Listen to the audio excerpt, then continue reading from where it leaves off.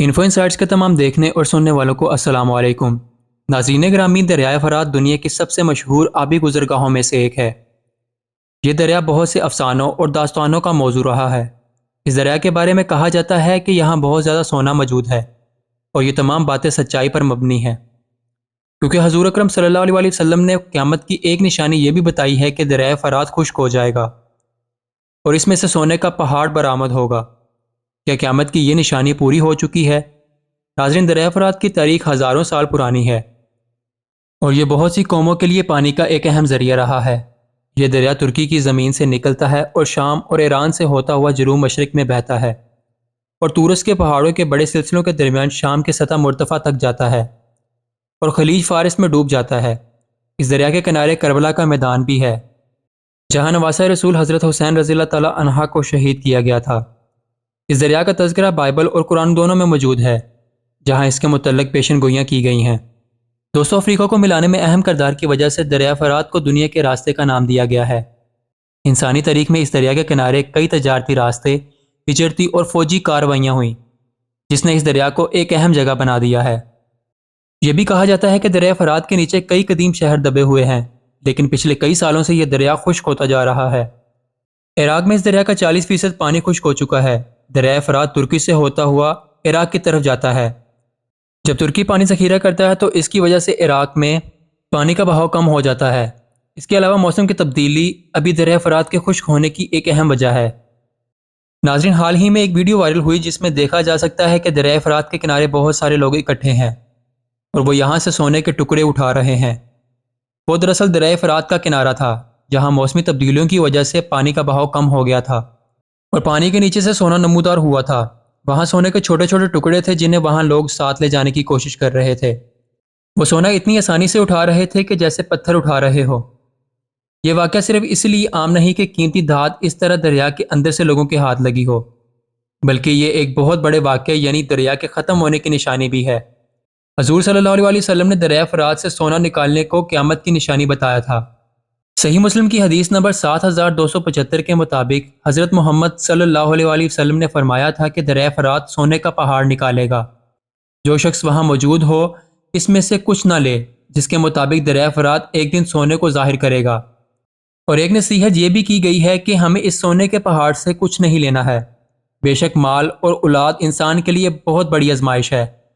وہ سونا جو اس دریا کے نیچے سے نکلا تھا، نصیحت یہ تھی کہ اس میں سے نہ لیا جائے، مگر ویڈیو میں صاف صاف دیکھا جا سکتا ہے کہ لوگ جوگ در جوگ وہاں پر آئے اور اپنی تھیلیاں بھر بھر کر سونا لے گئے۔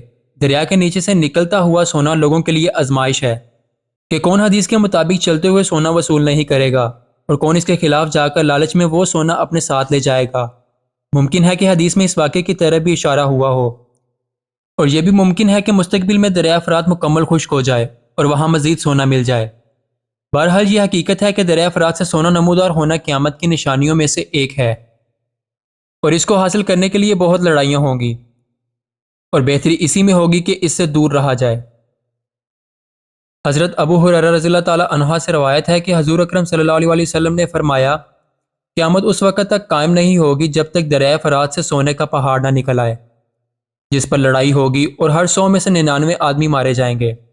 ان میں سے ہر ایک یہ سوچے گا کہ شاید میں ہی زندہ بچ جاؤں۔ ایک اور روایت میں ہے کہ قریب ہے کہ دریائے فرات خشک ہو کر سونے کے خزانے کو ظاہر کر دے، لہٰذا جو شخص اس وقت موجود ہو وہ اس میں سے کچھ بھی نہ لے۔ ناظرین گرامی، اب آپ جاننا چاہیں گے کہ کس طرح یہ دریا سونے کا پہاڑ نکالے گا۔ موسمی تبدیلیوں کے باعث ہر دریا خشک ہو رہا ہے۔ اس طرح دریائے فرات بھی آہستہ آہستہ خشک ہو رہا ہے۔ درجہ حرارت میں اضافہ اور بارش میں کمی، ان سب تبدیلیوں کی وجہ سے دریائے فرات پہلے کے مقابلے میں کافی حد تک خشک ہو چکا ہے۔ عراقی منسٹر کے مطابق ہے کہ 2040 تک یہ دریا مکمل طور پر خشک ہو جائے گا اور یہاں سے سونے کا پہاڑ یا خزانہ دریافت ہوگا۔ پھر لوگ اس سونے کی خاطر ایک دوسرے سے لڑیں گے اور ہر 100 میں سے 99 لوگ اس لڑائی میں مارے جائیں گے، اور ہر انسان یہی سوچے گا کہ شاید میں ہی وہ ایک ہوں جو زندہ بچ جاؤں اور اس سارے سونے کا مالک بن جائے۔ یہ ایک حقیقت ہے اور ہو کر رہے گا۔ ایسے میں ہمیں حضور اکرم صلی اللہ علیہ وسلم کی اس نصیحت کو یاد رکھنا چاہیے کہ ہمیں اس سونے میں سے کچھ نہیں لینا۔ اس بات کا علم تو صرف اللہ تعالیٰ کو ہے کہ کیا یہ واقعہ ہو چکا ہے یا مستقبل میں ایسا ہوگا کہ دریائے فرات مزید خشک ہو اور اس سے مزید سونا ظاہر ہو۔ کہنے والے تو یہ بھی کہتے ہیں کہ حدیث میں دریائے فرات کے سونے پر جو لڑائی کی پیش گوئی کی گئی ہے وہ لڑائی کئی سو سال پہلے شروع ہو چکی ہے۔ کچھ لوگوں نے اس حدیث کا مطلب یہ بھی بیان کیا کہ سونے کے پہاڑ سے مراد دریائے فرات کے ارد گرد سے نکلنے والا تیل ہے۔ وہ تیل چونک اہمیت کا حامل ہے اور اس کی تقریباً وہی قدر و قیمت ہے جتنی حضور اکرم صلی اللہ علیہ وسلم کے زمانے میں سونے کی تھی، تو ممکن ہے کہ اس سے مراد تیل ہو۔ بہرحال ہم جان گئے ہیں کہ دریائے فرات سے ایک خزانہ دریافت ہوگا، یہ قیامت کی ایک نشانی ہوگی، اور ہمیں یہ نصیحت کی گئی ہے کہ ہم اس سونے میں سے کچھ بھی نہ لیں۔ آخر میں اللہ تعالیٰ سے دعا ہے کہ اللہ تعالیٰ ہم سب کو حضور اکرم صلی اللہ علیہ وسلم کی سنت پر چلنے کی توفیق عطا فرمائے، آمین ثم آمین۔ اگر آج کی ہماری ویڈیو آپ کو پسند آئے تو ویڈیو کو لائک کریں، شیئر کریں اور کمنٹ کر کے ضرور بتائیں۔ ملتے ہیں اپنی اگلی ویڈیو میں، تب تک کے لیے اپنا خیال رکھیں، اللہ حافظ۔